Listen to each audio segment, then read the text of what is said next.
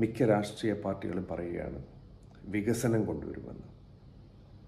ഇവരുദ്ദേശിക്കുന്ന വികസനം കെട്ടിടങ്ങൾ പണിയുക, പാലങ്ങൾ പണിയുക, റോഡ് വീതി കൂട്ടുക, ഇതെല്ലാം നല്ലത് തന്നെ. പക്ഷേ കേരളത്തിന് ഇന്ന് ആവശ്യം സമൂഹത്തിൻ്റെ മനസ്സിൻ്റെ വികസനമാണ്.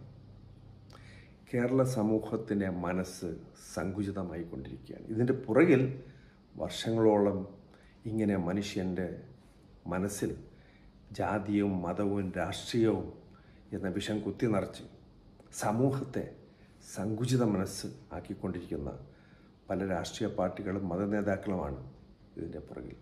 വ്യക്തിപരമായി മലയാളികൾ നല്ലവരാണ്. പക്ഷെ ഒരു സമൂഹം എന്ന നിലയ്ക്ക് നമ്മളുടെ മനസ്സ് വികസിക്കേണ്ടിയിരിക്കുന്നു.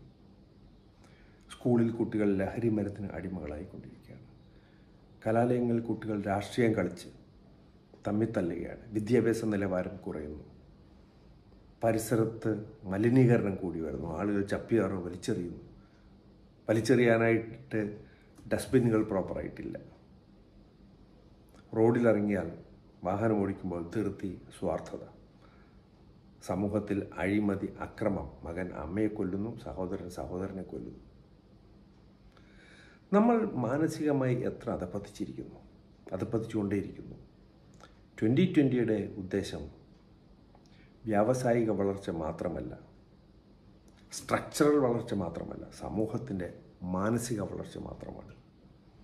എന്തുകൊണ്ടെന്നാൽ മാനസിക വളർച്ച, മാനസിക വികസനം ഉള്ള ഒരു സമൂഹത്തിന് മാത്രമേ സാംസ്കാരികമായും സാമ്പത്തികമായും വ്യവസായപരമായും വികസിക്കാൻ പറ്റുകയുള്ളൂ. ഇങ്ങനെയുള്ള എല്ലാ വികസനത്തിൻ്റെ പുറകിൽ ആദ്യം വേണ്ടത് സമൂഹത്തിൻ്റെ മനസ്സിൻ്റെ വികസനമാണ്.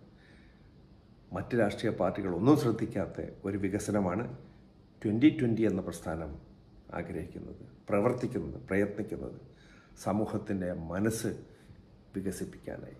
ആ വികസനമാണ് ഇന്ന് കേരളത്തിന് ആവശ്യം.